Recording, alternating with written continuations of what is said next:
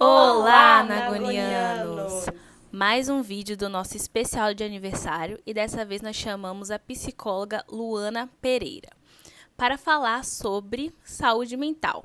Só que mais especificamente, como esses crimes recorrentes contra a população negra afetam o nosso psicológico. Então, se você quer fazer parte desse papo super necessário, é só continuar assistindo o nosso vídeo. Regar a flor da pele com perfumes. Olha o feitiço que essa nega é. Balanga das pulseiras e costumes. Vida no cabelo, samba no pé. E ter o mundo inteiro no abraço, mãe. Reverberando amor sobre a... Bom, a gente sabe que esses crimes contra a população negra não são de hoje, né? Infelizmente. Só que parece que nessa situação que a gente está, né? No meio de uma pandemia mundial, a gente fica mais sensível com esses assuntos. Ao mesmo tempo que a gente não deve ignorar essas notícias, com certeza não. Absorver demais, às vezes, também pode fazer com que a gente se sinta mal.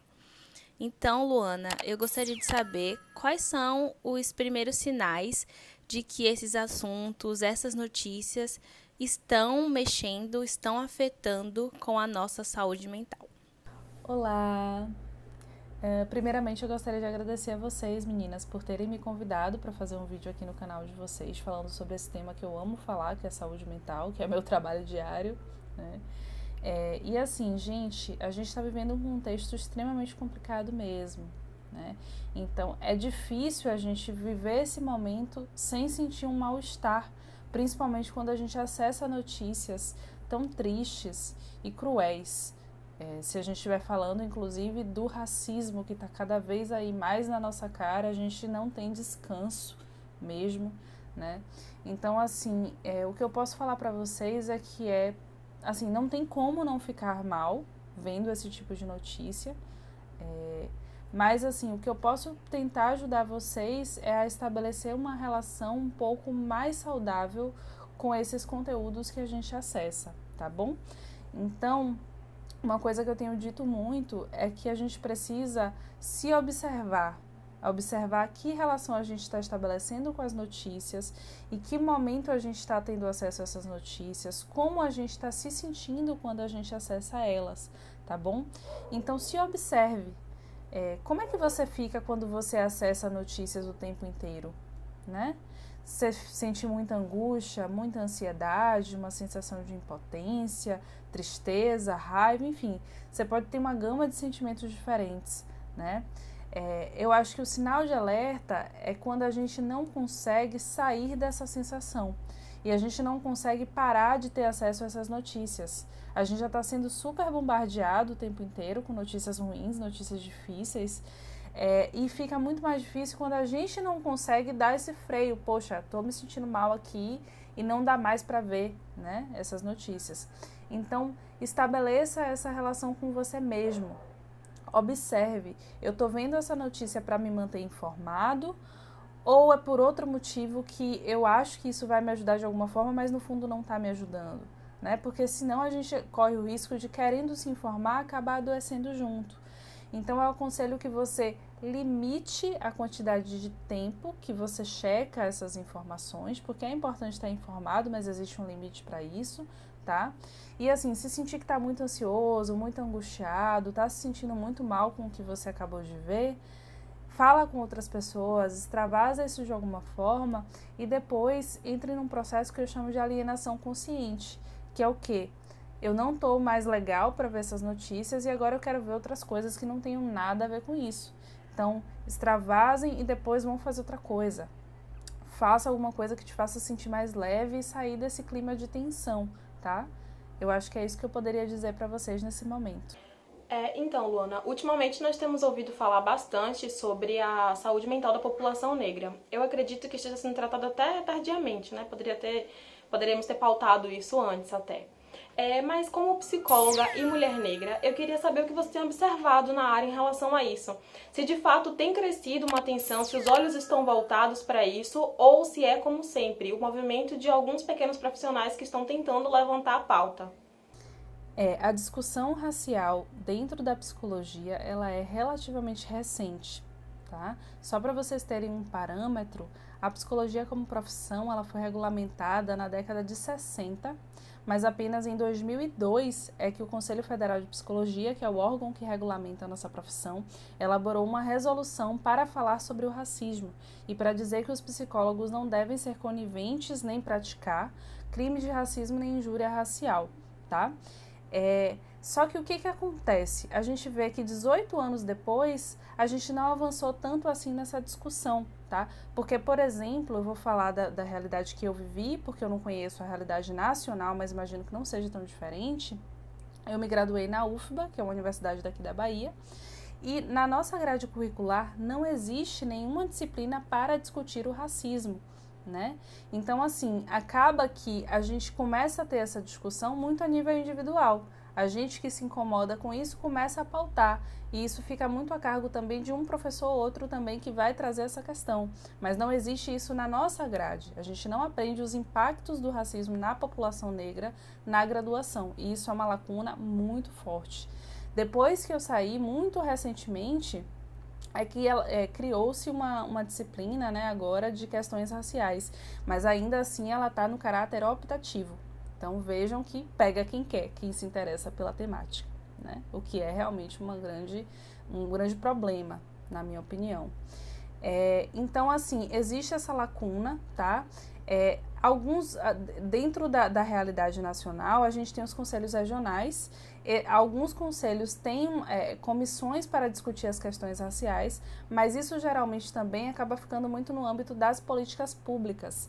Então, quando a gente vai para a prática da psicologia clínica, a gente não tem uma realidade muito específica, a gente não discute isso, porque nós, psicólogos clínicos, somos considerados profissionais liberais, e acaba que cada um vai agindo um pouco individualmente. Então não existe uma discussão ampla sobre como abordar o racismo dentro da clínica, por exemplo, e a gente sabe que isso faz uma enorme diferença, porque o racismo que a gente vive, ele tem muito impacto no que que a gente como população negra sofre. Então eu preciso falar sobre isso na clínica, eu precisaria ter informações sobre isso, mas essa é uma discussão que está sendo pautada há muito pouco tempo. A gente está começando a falar sobre esses efeitos agora, né? Esses efeitos na clínica, que eu digo.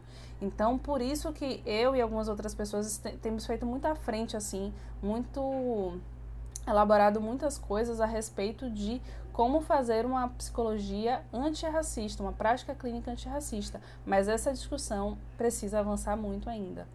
É realmente triste saber dessas lacunas, né, na psicologia, mas fico feliz em saber que existem profissionais como você, Luana, trabalhando em prol disso, o que é muito importante. Assim, minha grande dúvida, Luana, é que a gente sabe que, infelizmente, boa parte dos brasileiros não tem acesso, né, a um serviço psicológico, a uma terapia, e que nesse momento se faz muito mais necessário, né? A gente entende que tudo isso que está acontecendo é necessário. Seria necessário ter um acompanhamento. Mas e quem não pode nesse momento? Então, o que é que você daria? Quais opções são possíveis também dentro dessa realidade? Então, eu tenho estimulado muito que as pessoas pratiquem o autocuidado. E o autocuidado não é só a psicoterapia. A psicoterapia é uma dessas formas, é muito importante, mas existem outras coisas que vocês podem fazer aí em casa, que está mais acessível, talvez, né? Nesse momento. Então, assim, é muito importante que você reserve um tempo do seu dia, por menor que ele seja, para cuidar de você e exclusivamente de você, tá bom? Nem que seja, sei lá, 10 minutos. Conseguir me dedicar para mim já é ótimo, tá? Então, assim, o que você pode fazer nesse tempo? Coisas que você gosta, coisas que façam com que você se sinta bem, tá? Se você é uma pessoa que gosta de cozinhar, porque você acha que cozinhar é terapêutico, cozinhe mais, faça isso por você, tá? Se você gosta de ler, leia mais, você gosta de ver série, de assistir um filme, se isso é terapêutico para você, se você se sente que você está se cuidando nesse momento, faça isso, tá? Eu tenho estimulado muito também que as pessoas busquem atividades físicas, de alguma conexão com o próprio corpo, é uma coisa que ajuda muito também. Então, mesmo que você goste de atividade física e se sinta limitado por não poder sair para fazer uma academia, por exemplo, dá para adaptar isso ao seu espaço, por menor que ele seja, tá? Então tem algumas atividades físicas que você pode fazer em casa, tem alguns vídeos que ensinam, alguns tutoriais, né? Tem aula de yoga que você pode fazer, são algumas coisas que vocês podem utilizar, né, para praticar o autocuidado. Eu sempre recomendo também, o tempo todo, a meditação. Eu acho a meditação uma ferramenta extremamente poderosa de autocuidado, porque ela estimula o autoconhecimento e o autoacolhimento. Meditar é o ato de você estar presente com você. Então eu tenho estimulado muito isso porque é uma forma de você entrar em contato com seus pensamentos e sentimentos e acolher, ser gentil com você. Isso é extremamente importante, né, diante do contexto que a gente está vivendo. E assim, uma outra coisa que eu sempre estimulo, que para mim é essencial, é rede de apoio. Busquem e estejam ativos nas suas redes de apoio, tá? Amigos, familiares, as pessoas que vocês gostam, estejam por perto, compartilhem os sentimentos, as angústias, ou falem de outras coisas também, né? Façam uma videochamada com aquela pessoa que você gosta. Isso é essencial também. Para a gente se manter de pé, a gente precisa estar bem suportado por essas bases, né? E também, gente, quem não estiver conseguindo lidar bem com esse momento, busque apoio psicológico, ainda que pontual. Existem algumas iniciativas, eu posso mandar depois o link para as meninas, deixarem na descrição do vídeo, um apoio mais breve, que é gratuito, que é importante para quem esteja passando por dificuldades e que não esteja conseguindo lidar nem utilizando todas essas dicas, tá bom? É isso, um beijo para vocês, tchau, tchau. Luana, muito obrigada por ter aceito o nosso convite de participar do nosso vídeo. Com certeza somou bastante. Tem uma mulher negra psicóloga falando sobre isso. É muito necessário e a gente precisa abordar esse assunto sempre, né? Independente da situação em que a gente esteja vivendo. Então, você aí de casa, siga a Luana, ela faz um conteúdo muito incrível no Instagram, a gente vai deixar aqui na nossa descrição. E também comente quais são os temas futuros que você quer ver aqui no canal, deixa o like, compartilha e se inscreva no nosso canal. Até o próximo vídeo. Tchau, tchau. Muito obrigada, Luana, por ter topado esse convite, por ter contribuído com o nosso canal. Você somou muito, como soma sempre com a gente. Esse assunto é muito importante, ficamos felizes de poder trazer ele pra cá com essa seriedade.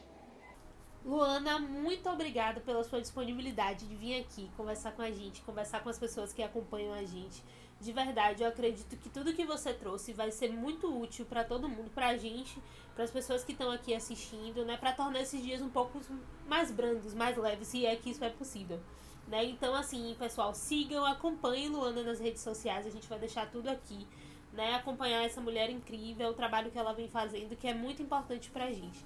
Então, espero que vocês tenham gostado, assim como a gente adorou ter recebido Luana aqui. Muito obrigada e até semana que vem. Tchau, tchau. Pegar a flor da pele com perfumes, olha o feitiço que essa nega é. Balanga das pulseiras e costumes, vida no cabelo, sangra no pé.